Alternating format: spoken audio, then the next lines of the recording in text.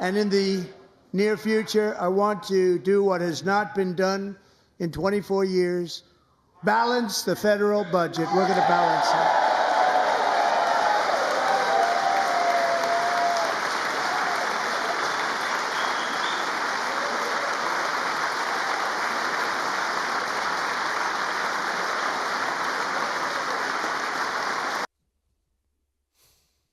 I liked it too. I want to balance the federal budget myself, but I want to lose 10 pounds. I got extra fat over the last 10 months, yet I just ate a pizza a while ago. So do I actually want to lose the 10 pounds? Joining me now, the great senator from the state of Wisconsin.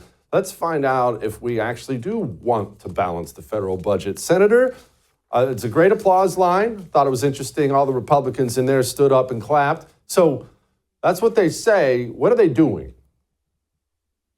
Well, in order to do it, we have to concentrate on spending. We don't have a revenue problem. We have a spending problem. We have a horrible tax code, and I'd love to simplify and rationalize it. I think that would be pro-growth. And economic growth is a huge component of the solution here. But we have to return to a reasonable pre-pandemic level spending. I've laid out four different options. Right now, we'll spend about $7.3 trillion this year. 2019, we spent at $4.4 trillion. If you take that spending, use today's Social Security, Medicare, and interest on the debt, those you spend what you spend, but all the other spending, you just increase by the growth in population and inflation, we'd be spending $6.5 trillion, which is about $800 billion less than we're spending. Now, the House budget says they're going to save $150 billion each year. What I'm saying is minimum we ought to be saving $800 billion. But if you go back to Bill Clinton's budget, 1998, I don't think Bill Clinton was spending too little.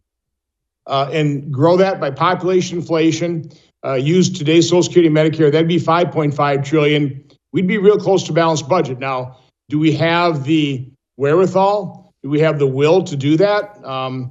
Right now, when I start talking inside the conference, I think people are already throwing in the towel, when I'm 3 words into what I'm saying. I presented them a new chart today showing, where exactly those savings would occur. Right now, it's $550 billion in other mandatory spending, not Social Security, not Medicare, other mandatory. If you exclude Medicaid from that, you got $484 billion. So still almost $500 billion that is beyond just spending growth from 2019 population inflation. So that's $500 billion that actually should be pretty easy to trim. Just use that control. Spend what we spent in 2019, all these programs, but only allow it to grow by inflation and population. That'll save $500 billion right there. Senator, I hate to make you nerd out on the details, but what's in that other mandatory spending? You ask people about mandatory spending. If they know anything about this, they would say Medicare, Medicaid, Social Security. Everyone gets those, but $500 billion in other spending? That's quite an other category. What's in that? Well, actually, it's $1.3 trillion in other mandatory spending, total spending. And it's income security, it's education, it's training, it's just a host of things. Again, that even excludes Medicaid.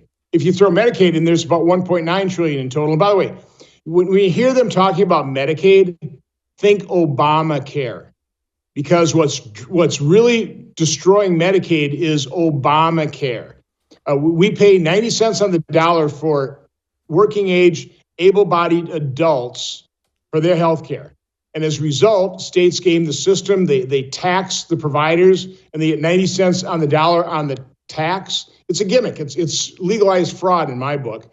And so states could care less about whether the Medicaid recipients are eligible because they get 90 cents on the dollar and they're able to pay taxes on it. They allow providers to probably overcharge them on things.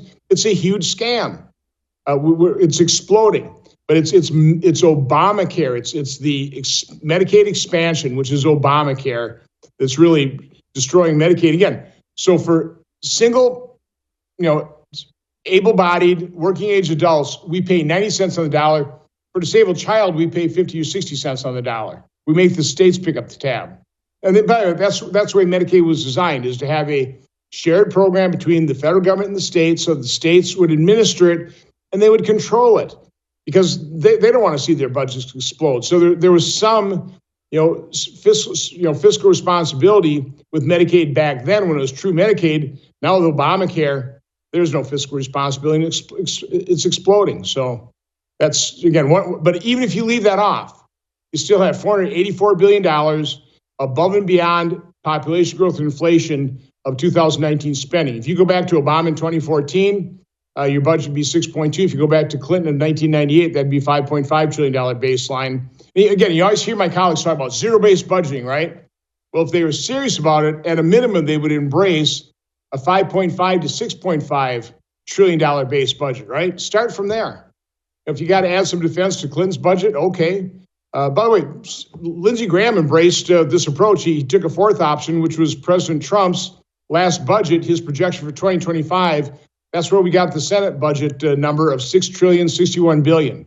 That's our goal. That's what we passed in our budget reconciliation to fund the border and fund defense. And by the way, I insisted that we pay for that year on year. So rather than the way we normally pay for $342 billion spending over 4 years, pay for it over 10, I said, no, if it's going to be spent in 4, we're going to pay for it in 4. And so that's $85.5 billion per year savings is what the instructions are. And the score on that then is $850 billion, more than half of what is in the House's big, beautiful single bill. So in our first limited, skinny budget resolution, we are going to get more than half of what the House savings would be over their entire big, beautiful budget. It just shows, again, I appreciate what the House is trying to do. I understand kind of the machinations of it, but in the end, their spending restraint is completely inadequate. They go from 7.3 trillion to about 7.1 best case. It's completely inadequate. You'll never balance the budget that way. So if Trump's serious about balancing the budget, go back to his speech. That's what he told U.S. senators down in Mar-a-Lago a couple of weeks ago as well. He has to get serious about spending. We just came from lunch with Elon Musk.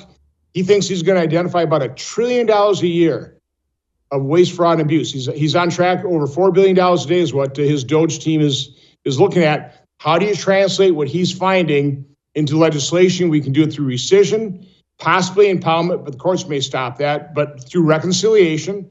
And that's why the $500 billion of other mandatory, we can do that through reconciliation, then the appropriation process. So again, there's multiple ways we can attack this. We have to attack it every single way, but it starts, Jesse, with acknowledging that we have to return to a reasonable pre-pandemic level of spending, that the 7.3 trillion is grotesquely unreasonable. But if you start there and then try and find 3 or 4 major programs to cut, I mean, you're not going to do it. You're death by 1,000 cuts, and that's really what the House experienced. So you got to start at a reasonable baseline. You got to build it from there, fine. But from my standpoint, the absolute top budget number should be 6.5. The Senate starting at about 6.1 trillion. All right, Senator, real quick, where are we in all this? It seemed like we were kind of sailing. The Senate has one, the House has one, there's reconciliation. Now you're getting the panic voices from D.C. There's going to be a shutdown. We're not sure. Where are we at in all this? Well, again, a shutdown is something completely different. That's how you fund the rest of fiscal year 2025 when Chuck Schumer wouldn't bring up any appropriation bills, so we're on a continuing resolution. The White House now is behind a pretty simple, basic continuing resolution. I support that. They're not going to help us through appropriation bills, and if we do that, we're going to overspend there. So 2025 is wasted. Okay, we're going to spend what we spend. Best to do it is with little damage as possible with a 1-year CR. We've got to craft that to not give Democrats an excuse for voting it down, because we'll need 7 of them in the Senate here. So I mean, we've got to craft a CR with no poison pills, just continue resolution that if the Democrats refuse, they get blamed for the shutdown. And Senator, by the way, thank you, you don't shut down much of the government. You just shut down the painful parts. Yeah. You shut down the stuff people like national parks. But the good news with President Trump in the Oval Office, if we have a shutdown, he'll make it the least painful as possible. When Democrats in charge, they try and make it the most painful. Of course. Senator, thank you, sir. I would thank you for coming to my YouTube channel, but I know how brilliant it is, and I know you love it here. So subscribe and watch. We're going to start really ramping things up and putting some funny stuff, some interesting stuff out there, some collaborations. Either way, my YouTube channel is officially the place to be. So stick around.